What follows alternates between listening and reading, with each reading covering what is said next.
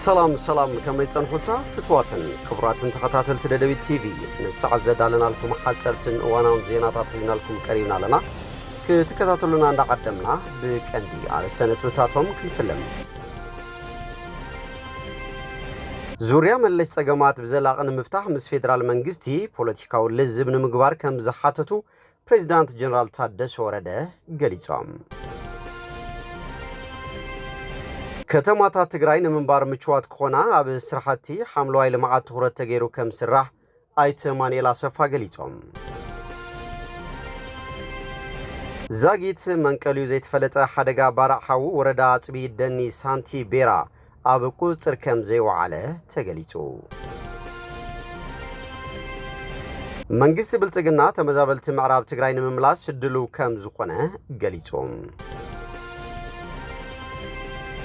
ካብ ቀርና አፍሪካ ክሳብ ሞዛምቢክ ዝበጽሕ ሓድሽ ውቅያኖስ ከም ዝፍጠር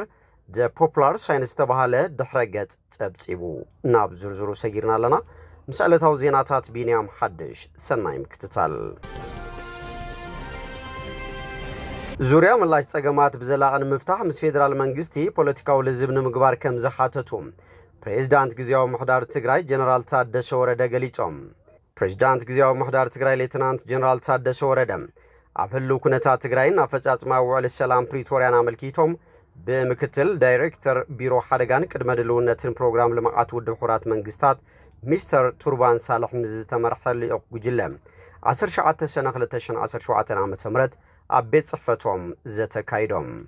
ፕሬዝዳንት ታደሰ ብዝሃብዎ መብርሂ ኣብ ኣፈጻጽማ ውዕል ሰላም ፕሪቶሪያ ይኹን ዙርያ መለሽ ውሕስና ትግራይ ብዘተኣማምን ብርኪ ንምርግጋጽ ኣብ መንጎ ትግራይን ፌደራል መንግስትን ፖለቲካዊ ልዝብ ክካየድ ግዚያዊ ምሕዳር ትግራይ ከም ዝሓትት ገሊጾም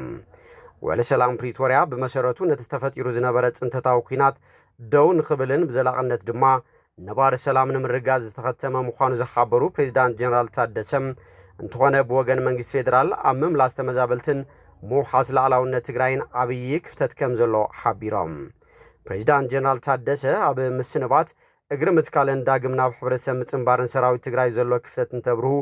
እቶም ዝሰናበቱ ዘለዉ ዛጊት ናብ ሕብረተሰቦም ዳግማይ ንኽሕወሱ ዝሕግዝ ገንዘብ እምበር መትከል እግሪ ገንዘብ ከም ዘይረኸቡ ኣብሪሆም ኣብዛ ዓብዪ ጸገም ኮይኑ ዘሎ ድማ ዝተሰናበቱ ተጋደልቲ እግሪ መትከል ሓገዝ መሃብ እንትኸውን እዚ ድማ ማሕበረሰብ ዓለም ብመሰረት ዝኣትዎ ቃል ክፍጽሞ ከም ዝግባእ ፕሬዝዳንት ጀነራል ታደሰ ገሊጾም ናብ ኩናት ዳግማይ ንኣትወሉ ምኽንያት የለን ዝበሉ እቶም ፕሬዝዳንት ተመዛበልቲ ንምምላስን ከምኡ ድማ بوررت حالتات تحيز له جزاء تجري حران موسى مس فيدرال منجستي بقصالنا تقارير كام سرح كم زدلي أبريهم بريزيدنت جنرال تادسة كم زغلت هو مس قدامي منستر أبي أحمد أبقصال تراخيبهم أبزن أجنداتات بقدام نتيبهم كم زتيو غليتهم بريزيدنت جنرال تادسة بورد مرتا إثيوبيا قبل الودب حوحات ذهبوا كبوليتيكا بارتنت ناي مسراز بينن اتودب دما فرام وعلى سلام بريتوريا مس مخان تزاميدو صقم نخيفتر بقربا مس فيدرال منجستي ببوليتيكاو لزب نخفتح مسرح أدلاي مخانو قليتهم بمكتل دايركتر بيرو حادقان قدم دلونتن بروغرام لمعات ودب حورات منجستات مينستر تورحان صالح استمرح وجل الأخبوغنوم أب فتاة وعلى سلام بريتوريا بفلاي دمام اقرمت كالت تسنابت سراوي تقراين حوية تقراين محقاز زي تفلالي بروجيكتات بمحنصات كم سرحو قليتهم بتزامادي ناصا تمرت عدلن حصرت سلطناتاتن بممچچاو ዝተሰናበቱ አባላት ሰራዊት ትግራይ አርሶም ንምኻል ከም ዝሕግዙውን ወሲኾም ገሊጾም ከተማታት ትግራይ ንምንባር ምቹዋት ኮና ኣብ ስራሕቲ ሓምለዋይ ልምዓት ትኩረት ተገይሩ ከም ስራሕ ኣይተ አማንኤል ኣሰፋ ገሊጾም ከተማታት ትግራይ ንምንባር ምቹዋት ንምግባር ኣብ ስራሕቲ ሓምለዋይ ልምዓት ትኩረት ተገይሩ ከም ስራሕ ምክትል ፕሬዝዳንት ግዚያዊ ምሕዳር ትግራይን ሓላፊ ቢሮ ልምዓት ከተማን ኮንስትራክሽንን ኣይተ አማንኤል ኣሰፋ ገሊጾም ቢሮ ልምዓት ከተማን ኮንስትራክሽንን ትግራይ ሕዌትን ዳግመ ህንጸትን ከተማታትና ንምርግጋጽ ማዘጋጃ ቤታዊ ግልጋሎትናን እቶትናን ነጠናኽር ብዝብል መሪሕ ሓሳብ ካብ ዞባን ከተማታትን ምስ ዝተወከሉ ኣመራርሓ መድረኽ ዘተ የካይዳሎም ኣብቲ መድረኽ መልእኽቲ ዘሕለፉ ኣይተ አማንኤል ኣሰፋ ትግራይ ቅድሚ ኩናት ብፍሉይ ትፍለጠሉ ዝነበረ ስራሕቲ ሓምለዋይ ልምዓት ኣብዚ ክረምቲ ብትኩረት ክስራሕ ምዃኑ ኣብሪሆም 1.5 ሚልዮን ተኽሊ ኣብ መላእ ከተማታት ትግራይ ክትከሉ መደብ ተተሓይዙ ከም ዘሎ ድማ ተዛሪቦም ከተማታት ጓሓፍ ናይ ምውጋድ ስራሕቲ ቅድሚ ኩናት ናብ ዝነበሮ ብምምላስ ንናብራ ምቹዋት ክኾና ምግባሩን ብትኹረት ካብ ዝስርሑ ስራሕቲ ተጠቃሲ ምዃኑ ኣብሪሆም ካብ ሓምለዋይ ልምዓት ብተወሳኺ ምድንፋዕ ውሽጣዊ እቶት ፍሉይ ትኹረት ዘድሊ ስራሕ ምዃኑ ኣብሪሆም ኣብ ዝሓለፈ 11 ወርሒ ካብ ከተማታት ትግራይ 10 ቢልዮን ብር ኣታዊ ንምርካብ ተተሊሙ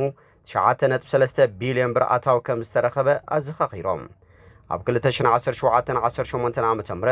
ኣብ ትሕቲ ጊዜያዊ ምሕዳር ትግራይ ካብ ዘለዋ ከተማታት ትግራይ 13.5 ቢልዮን ብር ኣታዊ ንምርካብ ትልሚ ተተሓይዙ ከም ዘለውን ኣብሪሆም ዝተተሓዘ ትልሚ ዕውት ክኸውን ከተማታት እቶተን ክድንፍዕ ጠንኪረን ክሰርሓ ድማ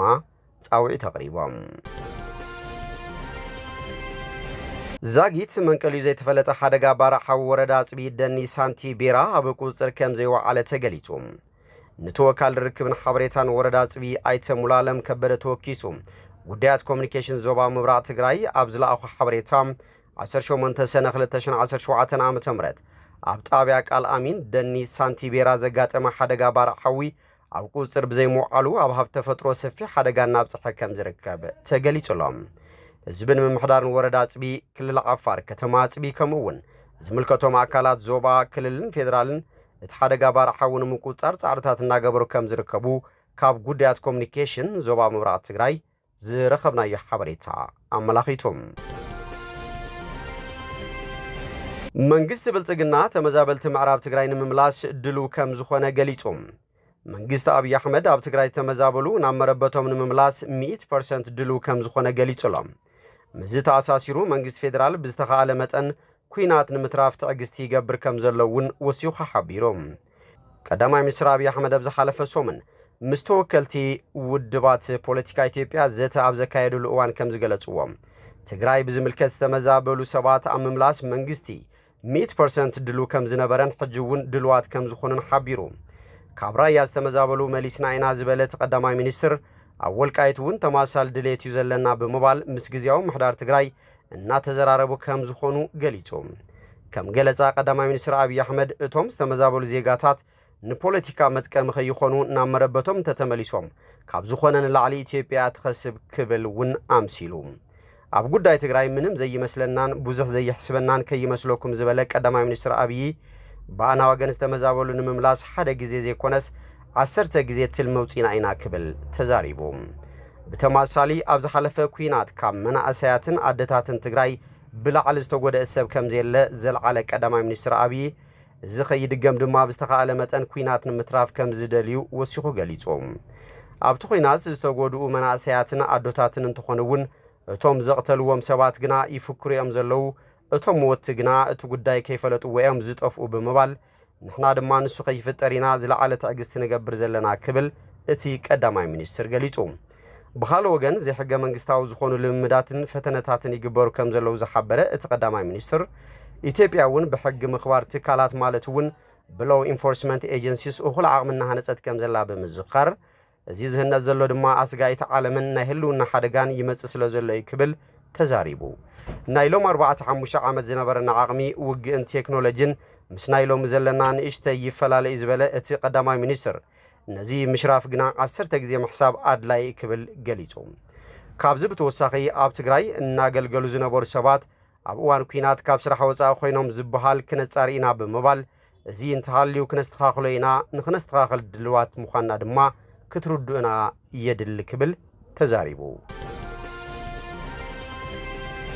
ካብ ቀርና ኣፍሪካ ክሳብ ሞዛምቢክ ዝበጽሕ ሓድሽ ውቅያኖስ ከም ዝፍጠር ደ ፖፑላር ሳይንስ ተባሃለ ድሕረ ገጽ ኣብጺቡ ኣብ ቀርና ኣፍሪካ ሓድሽ ውቅያኖስ ክፍጠር እዩ ክብሉ ተመራመርቲ ስነ ምድሪ ዕላው ዝገበርዎ ሓበሬታ ከም ዘመላኸቶ እንተደኣ ኮይኑ ኣብ ከባቢ ዓፋር ዝፍጠር ዘሎ ፍግረ መሬት ስፍሓቱን ቁመቱን እንዳወሰኸ ይኸይድ ስለ ዘሎ ኣፍሪካ ኣብ ክልተ ትግመዓሉን ካብ ምብራቕ ኣፍሪካ ክሳብ ሞዛምቢክ ዝዘልቕ ሓድሽ ውቅያኖስ ከም ዝፍጠር ብዝገበርዎ ምርምር ኣረጋጊጾም ኣለዉ ኣብ ዓፋር ዝረአ ዘሎ ምግማዕን ፍግረ መሬትን ብቁመትን ብግፍሕን እናወሰኸ ይኸይድ ስለ ዘሎ ቅርጺ ክፍለ ኣህጉር ኣፍሪካ ዝልውጥ ክስተት ክፍጠር እዩ ዝበሉ እቶም ተመራመርቲ እዚ ክስተት ክገሃድ ዋላ እኳ ግዜ ዝወስድ እንትኾነ ዓመታቱ ግና ብግልፂ ይረአ ከም ዘሎ ኒው ኦሽን ኢን ደ ኢስት ኣፍሪካ ብዝብል ትንታነኦም ኣስፊሮም ኣለዉ ባርከስ ክቡራትን ፍትዋትን ተኸታተልቲ ደደቢት ቲቪ ነሳዕ ዘዳልናልኩም ዜናታት ነዚኦም ይመስሉ ስለ ትምክታልኩም ኣመስጊና ብኻልኦት ክሳብ ንራኸብ ሰሰናይና አፎም